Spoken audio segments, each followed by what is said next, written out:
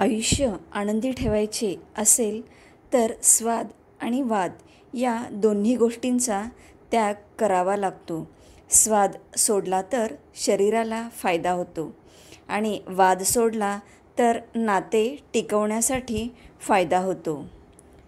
कमाईचा अर्थ फक्त धनच मोजणे असा नाही, तर अनुभव, नाती, मान, सन्मान, वागणूक आणि संस्कार हे सुद्धा कमाईमध्येच मोजले जातात. आयुष्यात स्वतःच्या जवळ असलेल्या गोष्टीची कधीच घमेंड करू नका, कारण दगड जेव्हा पाण्यात पडतो तेव्हा तो स्वतःच्याच वजनामुळे तळाला जातो. अपघाती वळणाचे फलक रस्त्यावर लावता येतात, आयुष्यात नाहीत. म्हणून आयुष्याचा प्रवास रस्त्यावरल्या प्रवासापेक्षाही जास्त सांभाळून करायचा असतो. उगवणाऱ्या सूर्याचे आणि पळणाऱ्या घोड्याचे चित्र भिंतीवर लावून प्रगती होत नसते.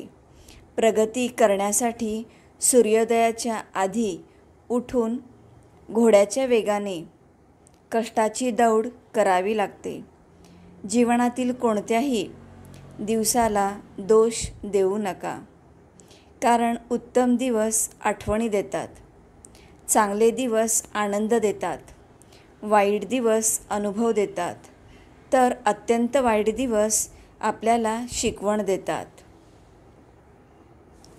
दिवसभर काय काय केलं, कुणाकुणाला किती वेळा रागावलो, कुणाचे मन दुखावले, कुणावर ओरडलो, कुणाकुणाला आनंद दिला, कुणाच्या चेहऱ्यावर हसू आणले, काय नको तसे वागले, काय हवे तसे वागलो वगैरे गोष्टींचा विचार करणे, त्या टिपणे म्हणजे अंतरंगाचा सेल्फी काढणे.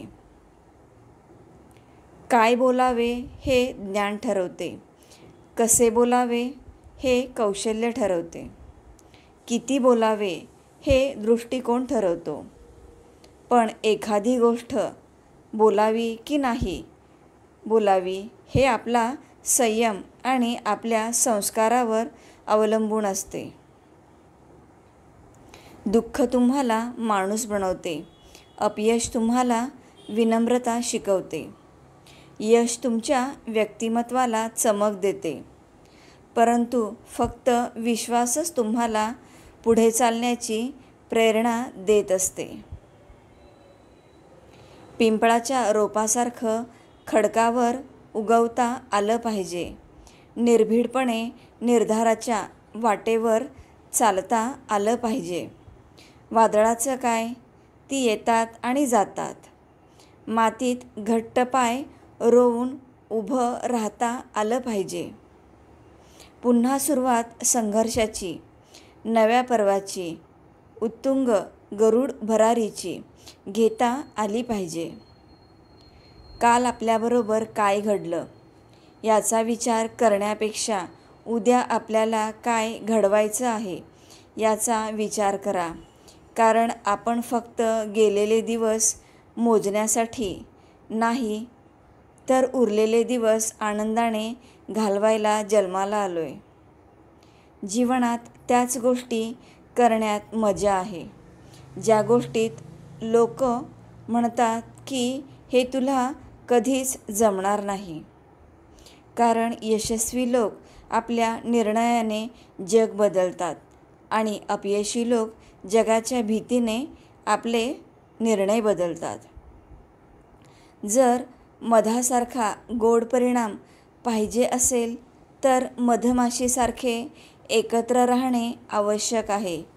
मग ती दोस्ती असो, परिवार असो अथवा संघटना असो. आयुष्यातील आनंदी क्षणासाठी पैशाने कमविलेल्या वस्तूंपेक्षा स्वभावाने कमावलेली माणसे जास्त सुख देतात. जी माणसे तोंडावर आपली स्तुती करतात व मागे आपल्या विरोधात बोलतात, ती कधीच आपली नसतात. म्हणून अशा माणसांवर कधीच विश्वास ठेवू नये.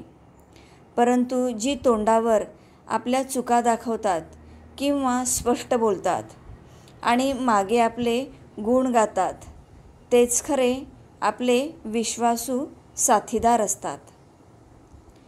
लवकर राग येणारी लोक मनाने खूप चांगली असतात, कारण त्यांना आपल्या फिलिंग्स लपवता येत नाहीत. जे काय असेल ते तोंडावर बोलतात. जीवन एक परीक्षा आहे. यात बरेचसे लोक नापास होतात, कारण ते इतरांची कॉपी करतात. प्रत्येकाच्या आयुष्याची प्रश्नपत्रिका वेगळी असते, हे त्यांच्या लक्षात येत नाही. प्रतीक्षा ही जगातील सर्वात मोठी शिक्षा. प्रिय व्यक्तीच्या आगमनाच्या प्रतीक्षेत मनाची जी ससेहोलपट होते, त्याचा प्रत्येकाला जीवघेणा अनुभव आयुष्यात आल्याशिवाय राहत नाही. थोडा वेडेपणाही असावा जगण्यात, कारण जास्त समजूतदारपणा आनंद हिरावून घेतो. श्री स्वामी समर्थ.